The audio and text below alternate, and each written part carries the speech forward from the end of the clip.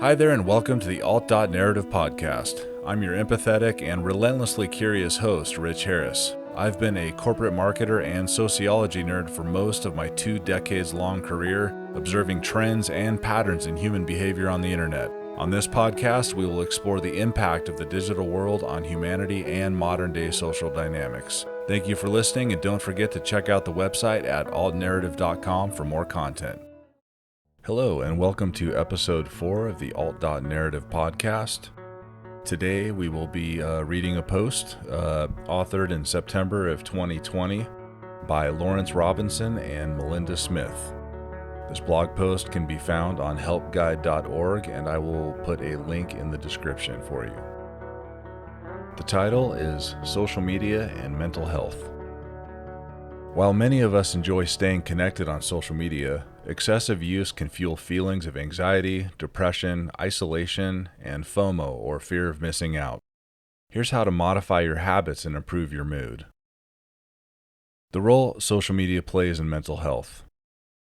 Human beings are social creatures. We need the companionship of others to thrive in life, and the strength of our connections has a huge impact on our mental health and happiness. Being socially connected to others can ease stress, anxiety, and depression, boost self-worth, provide comfort and joy, prevent loneliness, and even add years to your life. On the flip side, lacking strong social connections can pose a serious risk to your mental and emotional health. In today's world, many of us rely on social media platforms such as Facebook, Twitter, Snapchat, and YouTube, and Instagram to find and connect with each other. While each has its benefits, it's important to remember that social media can never be a replacement for real-world human connection. It requires in-person contact with others to trigger the hormones that alleviate stress and make you feel happier, healthier, and more positive. Ironically, for a technology that's designed to bring people closer together, spending too much time engaging with social media can actually make you feel more lonely and isolated, and exacerbate mental health problems such as anxiety and depression. If you're spending an excessive amount of time on social media, and feelings of sadness, dissatisfaction, frustration, or loneliness are impacting your life, it may be time to re-examine your online habits and find a healthier balance. The positive aspects of social media. While virtual interaction on social media doesn't have the same psychological benefits as face-to-face contact, there are still many positive ways in which it can help you stay connected and support your well-being. Social media enables you to communicate and stay up to date with family and friends around the world. Find new friends and communities, network with other people who share similar interests or ambitions. Join or promote worthwhile causes, raise awareness in important issues. Seek or offer emotional support during tough times. Find vital social connections if you live in remote areas, for example, or have limited independence, social anxiety, or are part of a marginalized group. You can find an outlet for your creativity and self-expression. Or discover with care sources of valuable information and learning. So what about the negative aspects of social media? Since it's a relatively new technology, there's little research to establish the long-term consequences, good or bad, of social media use. However, multiple studies have found a strong link between heavy social media and an increased risk for depression, anxiety, loneliness, self-harm, and unfortunately even suicidal thoughts. It's also known that social media may promote certain negative experiences. Inadequacy about your life or appearance. Even if you know that images you're viewing on social media are manipulated, they can still make you feel insecure about how you look or what's going on in your own life. Similarly, we're all aware that other people tend to share just the highlights of their lives, rarely the low points that everyone experiences.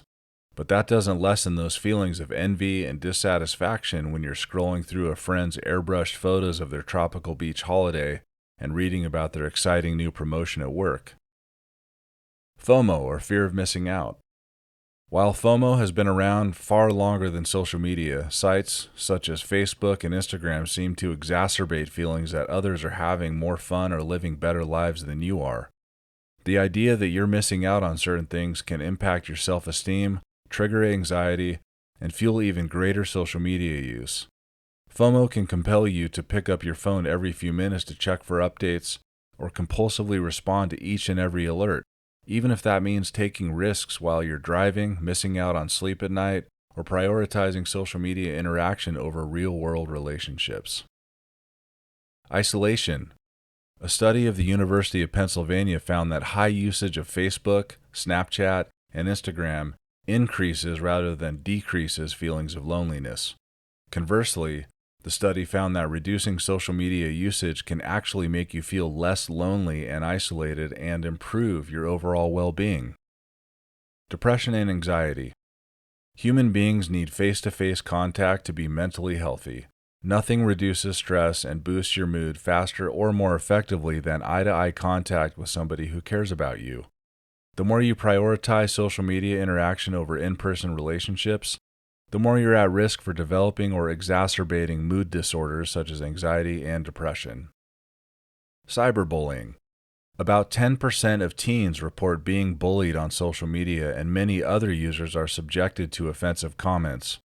Social media platforms such as Twitter can be hotspots for spreading hurtful rumors, lies, and abuse that can leave lasting emotional scars.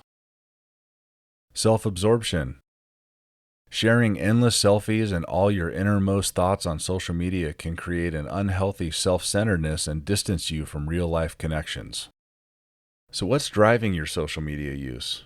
These days, most of us access social via our smartphones or tablets. While this makes it very convenient to keep in touch, it also means that social media is always accessible. This round-the-clock hyperconnectivity can trigger impulse control problems, the constant alerts and notifications affecting your concentration and focus, disturbing your sleep, and making you a slave to your phone. Social media platforms are designed to snare your attention, keep you online, and have you repeatedly checking your screen for updates. It's how the companies make money. But much like a gambling compulsion or an addiction to nicotine, alcohol, or drugs, social media use can create psychological cravings. When you receive a like, a share, or a favorable reaction to a post, it can trigger the release of dopamine in the brain, the same sort of reward chemical that follows winning on a slot machine, taking a bite of chocolate, or lighting up a cigarette, for example. The more you're rewarded, the more time you want to spend on social media, even if it becomes detrimental to other aspects of your life. Here are some other causes of unhealthy social media use. FOMO, as we discussed before, can keep you returning to social media over and over again. Even though there are very few things that can't wait or need an immediate response, FOMO will have you believing otherwise. Perhaps you're worried that you'll be left out of the conversation at school or work if you miss the latest news or gossip on social media. Or maybe you feel that your relationships will suffer if you don't immediately like, share, or respond to other people's posts. Or you could be worried you'll miss out on an invitation or that other people are having a better time than you. Many of us use social media as a security blanket. Whenever we're in a social situation and feel anxious, awkward, or lonely, we turn to our phones and log on to social media. Of course, interacting with social media only denies you the face-to-face interaction that can help to ease anxiety. Your heavy social media use could be masking other underlying problems, such as stress, depression, or boredom. If you spend more on social media when you're feeling down, lonely, or bored, you may be using it as a way to distract yourself from unpleasant feelings or self-soothe your moods. While it can be difficult at first, allowing yourself to feel can open you up to finding healthier ways to manage your moods. Here are some signs that social media is impacting your mental health. Everyone is different, and there is no specific amount of time spent on social, or the frequency you check for updates, or the number of posts you make that indicates your use is becoming unhealthy. Rather, it has to do with the impact time spent on social media has had on your mood and other aspects of your life, along with your motivations for using it.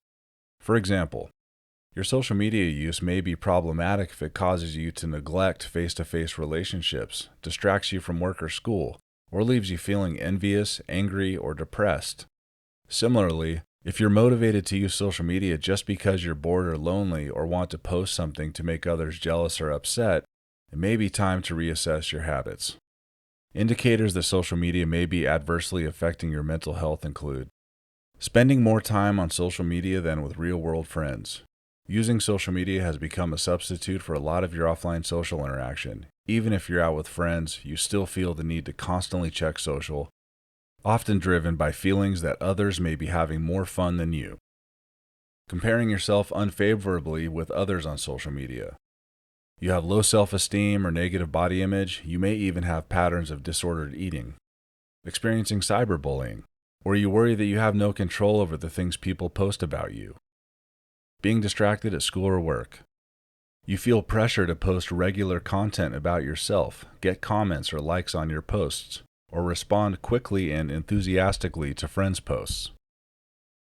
Having no time for self-reflection.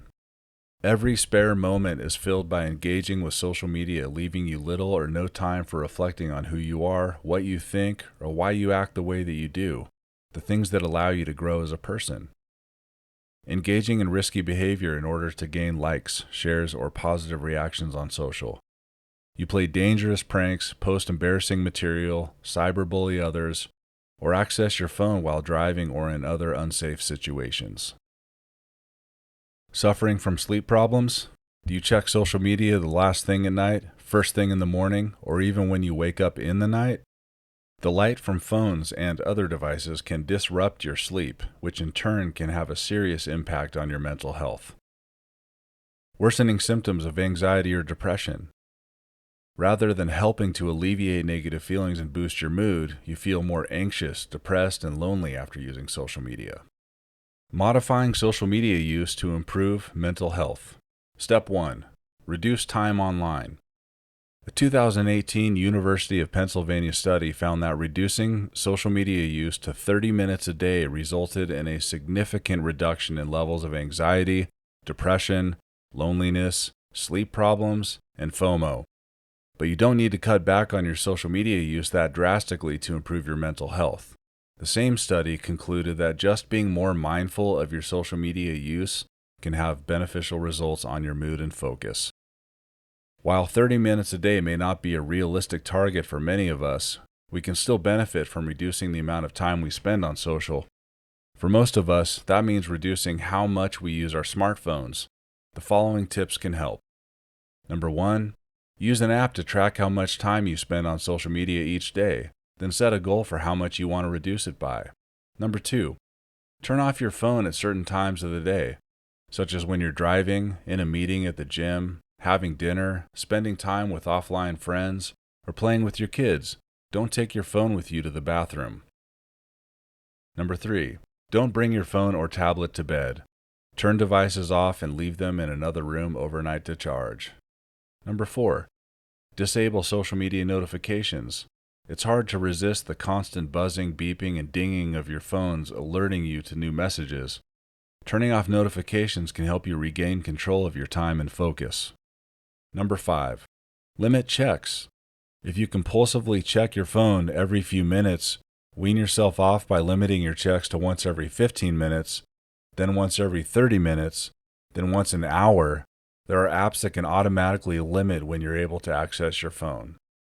Number 6, try removing social media apps from your phone so you can only check Facebook, Twitter, and the like from your tablet or computer. If this sounds like too drastic a step, try removing one social media app at a time to see how much you really miss it. Modifying social media use for mental health. Step 2, change your focus.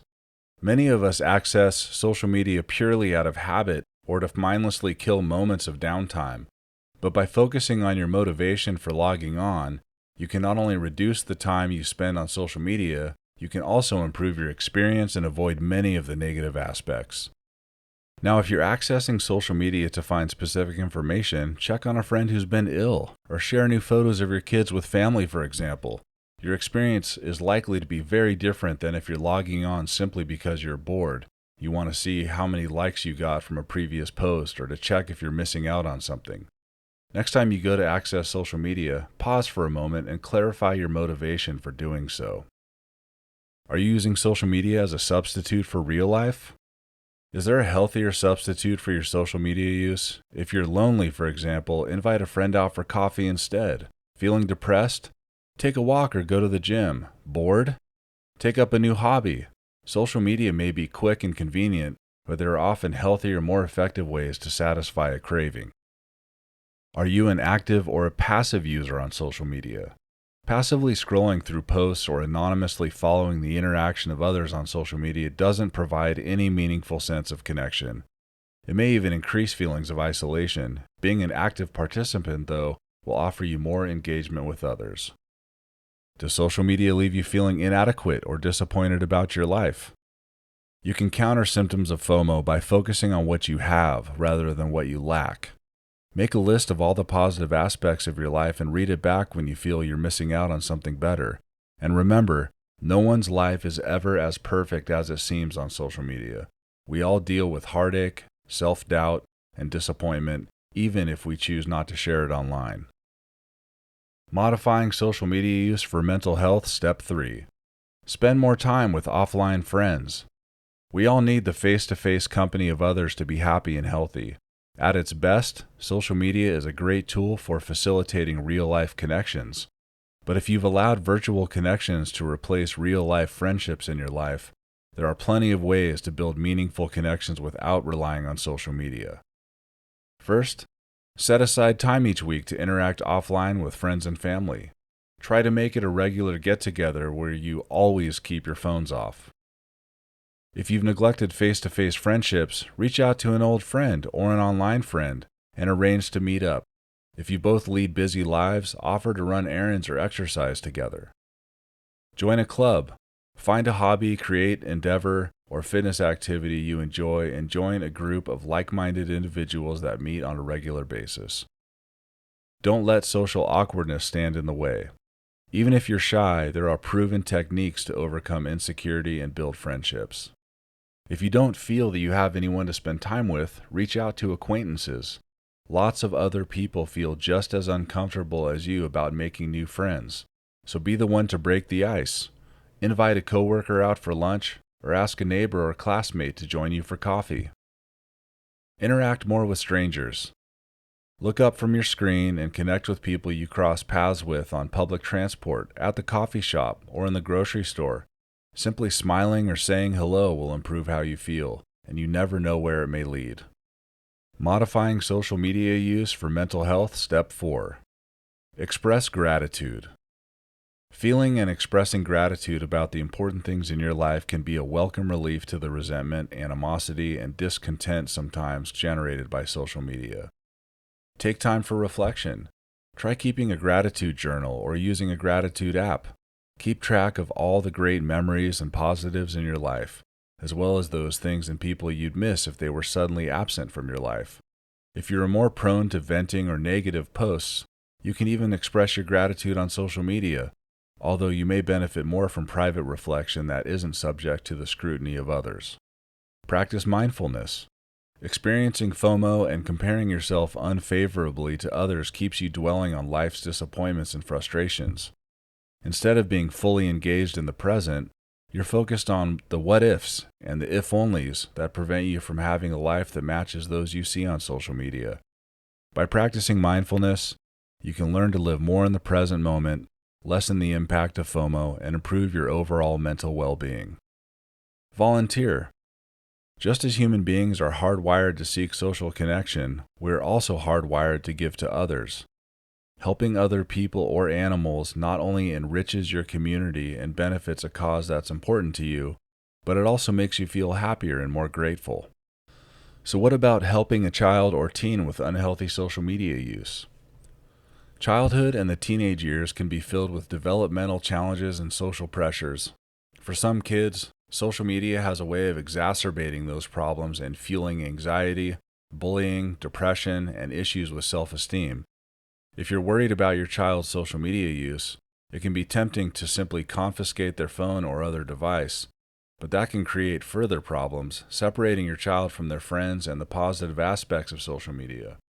Instead, there are other ways to help your child use Facebook, Instagram, and other platforms in a more responsible way. First, monitor and limit your child's social media use. The more you know about how your child is interacting on social media, the better you'll be able to address any problems. Parental control apps can help limit your child's data usage or restrict their phone use to certain times of the day. You can also adjust privacy settings on the different platforms to limit their potential exposure to bullies or predators. Talk to your child about underlying issues. Problems with social media use can often mask deeper issues. Is your child having problems fitting in at school? Are they suffering from shyness or social anxiety? Are problems at home causing them stress? Enforce social media breaks. For example, you could ban social media until your child has completed their homework in the evening, not allow phones at the dinner table or in their bedroom, and plan family activities that preclude the use of phones or other devices. To prevent sleep problems, always insist phones are turned off at least 1 hour before bed. Teach your child how social media is not an accurate reflection of people's lives. They shouldn't compare themselves or their lives negatively to the others on social media. People only post what they want others to see.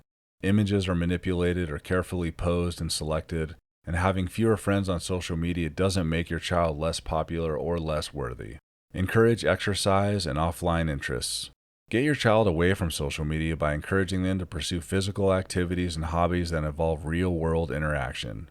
Exercise is great for relieving anxiety and stress, boosting self-esteem, and improving mood, and is something you can do as a family. The more engaged your child is offline, the less their mood and sense of self-worth will be dependent on how many friends, likes, or shares they have on social media. That's it for today's episode. Please follow us at anchor.fm/Alt.Narrative, or you can check us out on the website at Alt.Narrative.com.